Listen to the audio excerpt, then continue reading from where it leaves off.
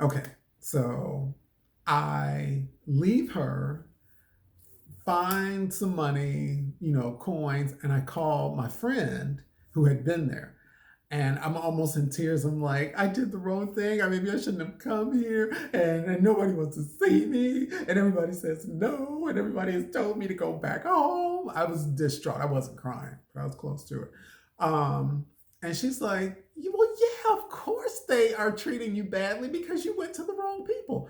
She knew exactly what to say to me. And she had the perfect tone and everything. There was no woo woo woo, which is exactly how I need to be dealt with. I need the facts, I need clarity, I need black and white. And she was like, yeah, you went to the wrong person. She was like, the agencies literally, although this makes no sense, the agencies are there to stop you. They are making somebody else's life easier by not having to deal with you. Those are the people you don't want to talk to.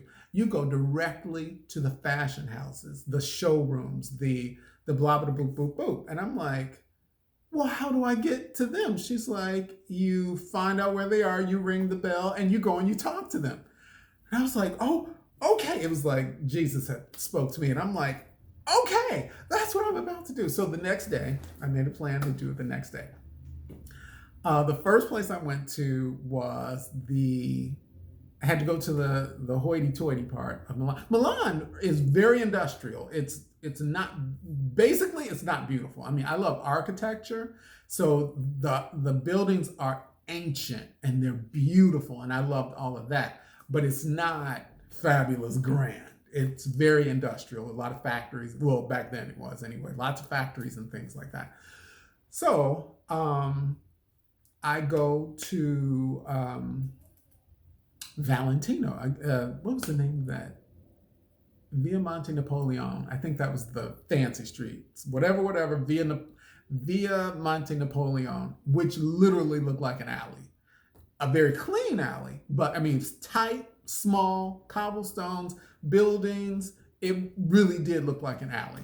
So I go to the Valentino store on the hoity toity street.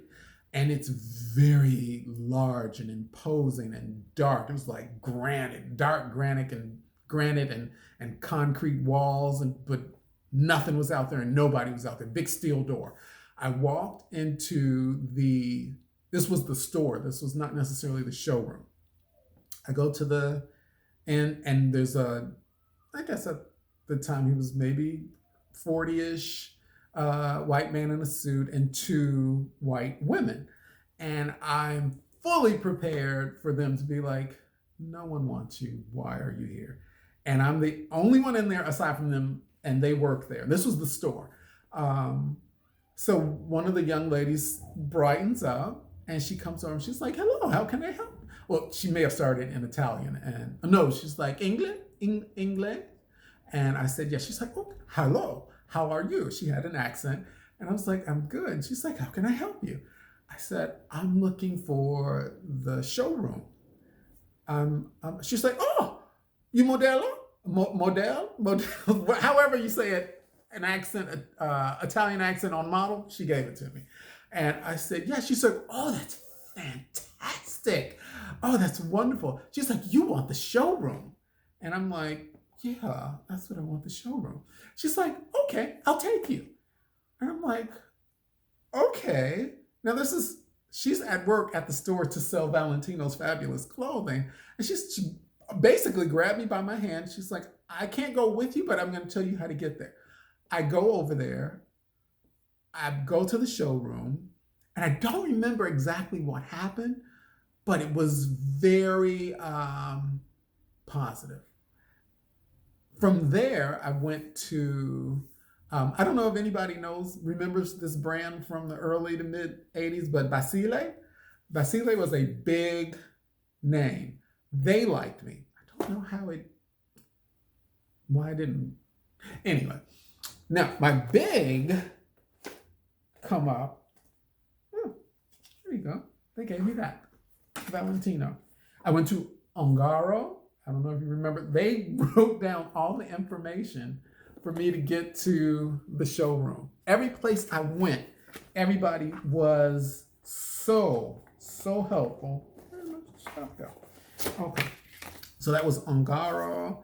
I got Valentino's business information. I got Ungaro. I showed you that. Gianni Versace. I went to all of these places, but the one, yeah, there's Basile. I don't know if you can see all of that. I got people were just like, yes, this is how you get there. This is how you get there. So now I went to wait, who is this?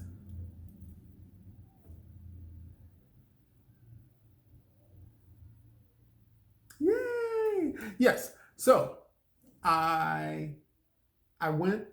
Somebody told me about Giorgio. I knew about Giorgio Armani. That was like the holy grail as far as I was concerned, the best clothes on the planet.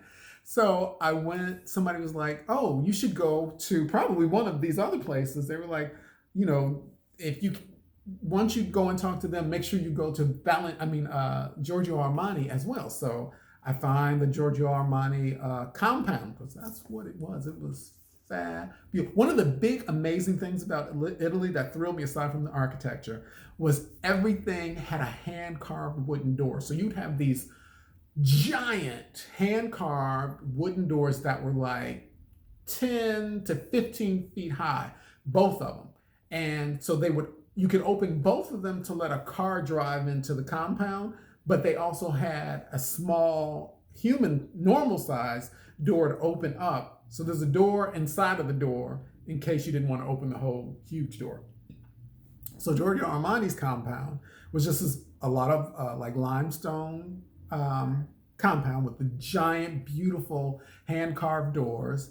And once you went into it, it was a driveway. And then a circular, like beautiful garden with a circular and a big fountain in the middle. And the compound was all windows all around this. I want to live in something like that to this day. So anyway, I go into the Giorgio Armani compound, and all of these young white guys, again, they run in like a herd, and they're all like, oh yeah, we did that. We just took those pictures. We shot with blah, blah, blah, blah, boop, boop, boop. And they were so excited. So I'm following them. They're like, are you going up to see Signorina Savelli? And I'm like, yeah, Signorina Savelli. And and they're like, oh, has she signed you already? Are you working for her? And I was like, no, I'm actually going to try. And this one guy, he's like, oh, she's the coolest chick around. You'll love her and she'll love you. You know, come on, you come up with us. And I'm like, okay. So again, God was with me. I bypassed everything going with these guys. They just whisked me in. She saw all of them. And again, it was always, so did you have a good shoot? Did they like you? I told you he was great. They were like, yeah, blah, blah, blah, blah, blah. And so she's like, oh, great. She was like the epitome of chic. She was the coolest looking chick on the planet. Think Audrey Hepburn, so small frame, in the little stirrup stretch legging pants things, like Laura Petrie pants, a beautiful cashmere sweater.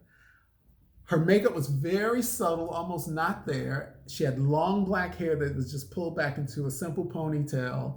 And then she had this deep-ish voice with this beautiful Italian accent. And her English was good enough to where you understood everything she was saying, but it had the sexy Italian thing going on.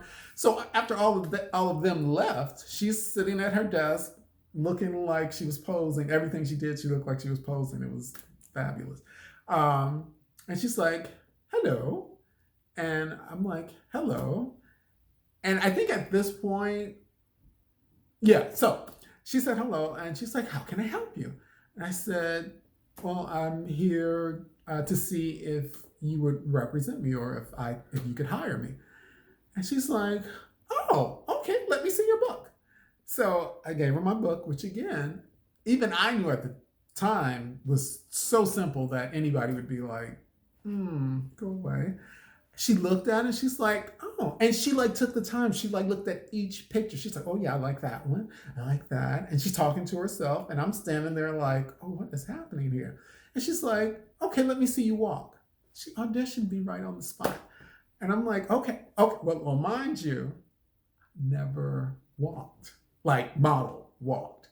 Had no idea what I was doing. So I just had to put it into my head that, and I remembered my friend saying that, because of course everybody had seen women walk. At the time, you didn't really, this was before Tyson Beckford, and it was just before supermodels. So my friend had told me at some point, she was like, men don't walk like women. So she had given me a brief man walk lesson. So I did my best to do that lesson, and Anna Savelli. Oh, let me see. Let me show you. Giorgio Armani. And she gave me her name. And she's like, she's like, yeah, I can work with you. She's like, how can I get in touch with you? So I wasn't ready for that. I was like, oh, I'm staying at blah, blah, blah, blah, blah, the pensione that I was staying at. And she's like, and I'll be able to contact you? And I was like, yeah. She's like, no, the shows don't, this was in February. She's like, the shows don't start until April. Will I be able to contact you? And I was like, yeah. Because I'm like, oh, wow, I'm getting an opportunity. So I left. I was on cloud nine, but that was the end of my model stint because I couldn't figure out